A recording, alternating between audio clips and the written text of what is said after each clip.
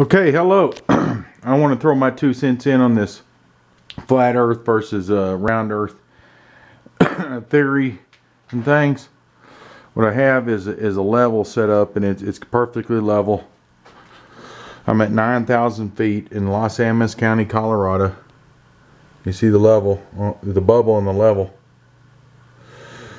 I'm at 9,000 feet, and I'm looking at along the line of this level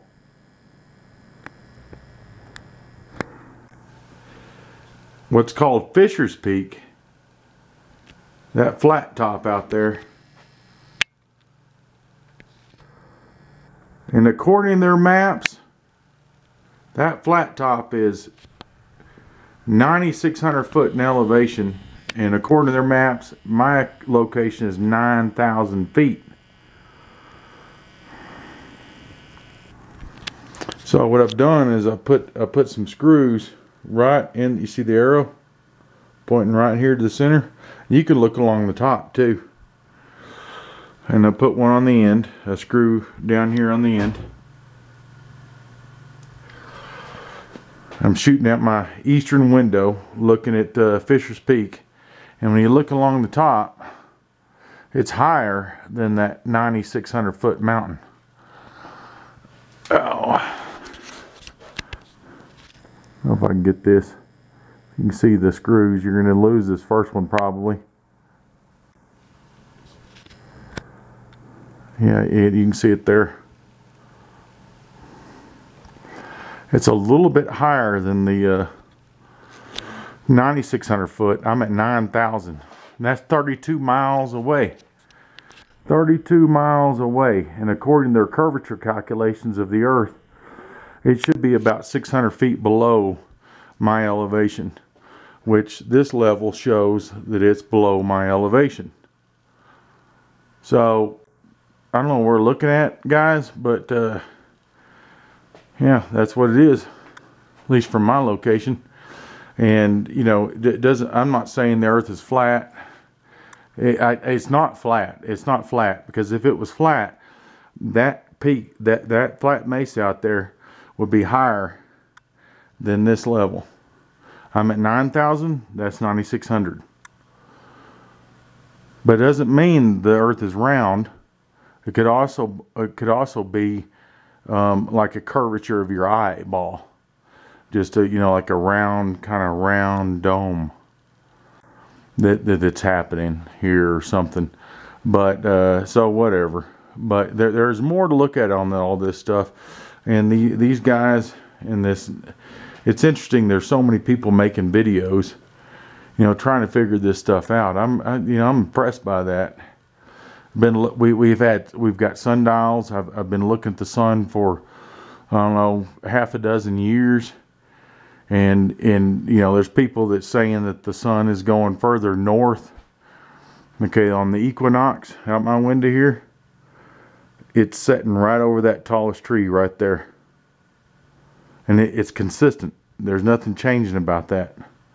And then to the north, this direction, it's setting behind this tree.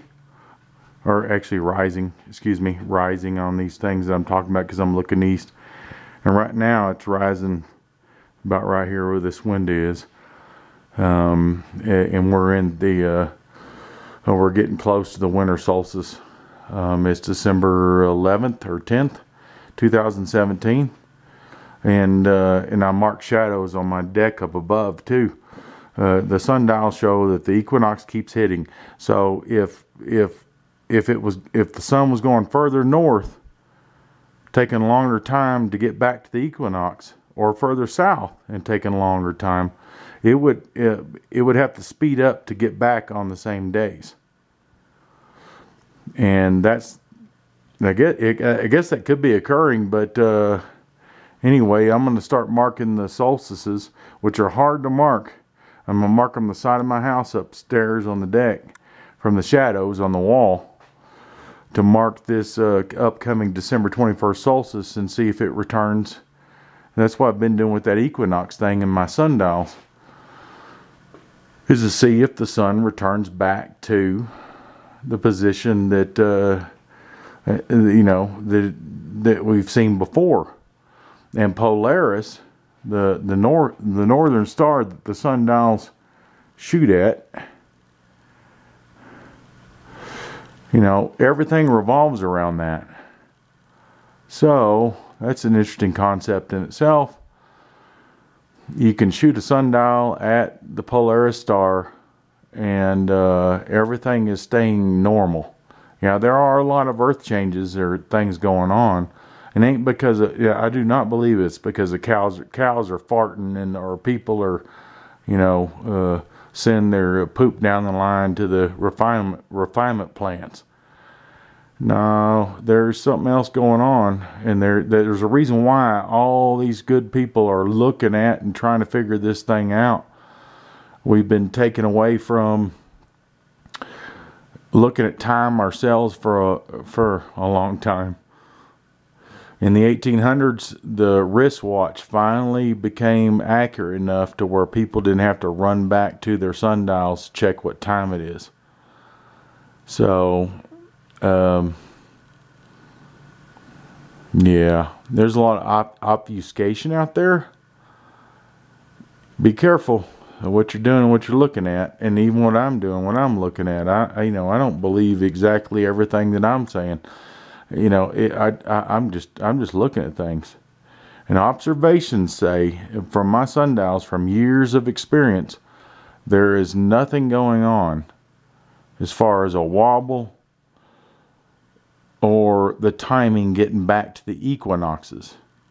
The solstices take longer.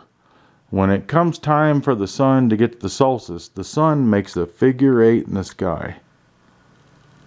And at the center point is the equinox. Now, that curvature on the bottom of the 8 or the top of the 8, it makes a figure 8. And the middle point are the summer solstice or the equinoxes. In the Northern Hemisphere, the top portion of the figure 8 is the Northern Hemisphere's summer solstice, which occurs July 21st or July 20th on the Gregorian calendar. And at the bottom portion of the figure 8, when the sun in the Northern Hemisphere, when it's winter, the bottom portion, it's around December 20th or 21st. But those curves, it takes several days for the southern December 21st winter solstice to occur, or the top of the figure 8.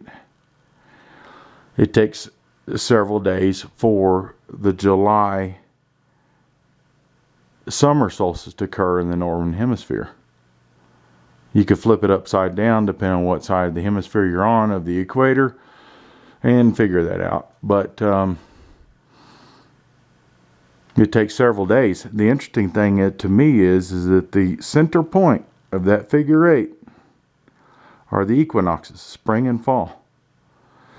And feast days, according to Scripture, are set according to that center point. You cannot exactly determine what the summer solstice is in the Northern Hemisphere or the winter solstice along that figure 8, because there's a curve that goes on.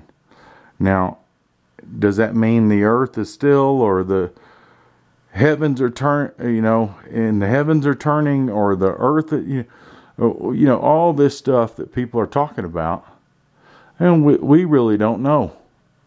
But the interesting thing is, and don't forget it, is that people are looking.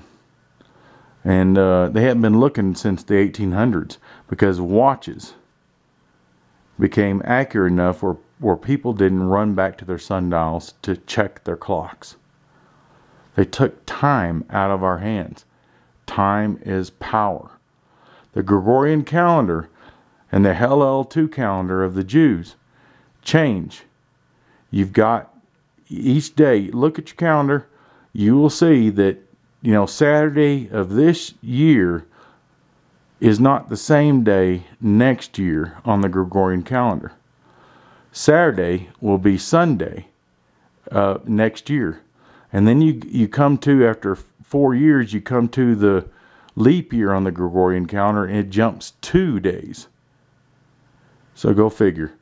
And the Hillel 2 calendar adds a 13th month to make these corrections. What we're saying is if you have your own sundial, or you have a staff in your hand, like Moshe did, you can tell what time it is anywhere on the planet and travel any direction and know what direction to go in order to grow crops, feed your family and yourselves, and get out of destruction and disaster.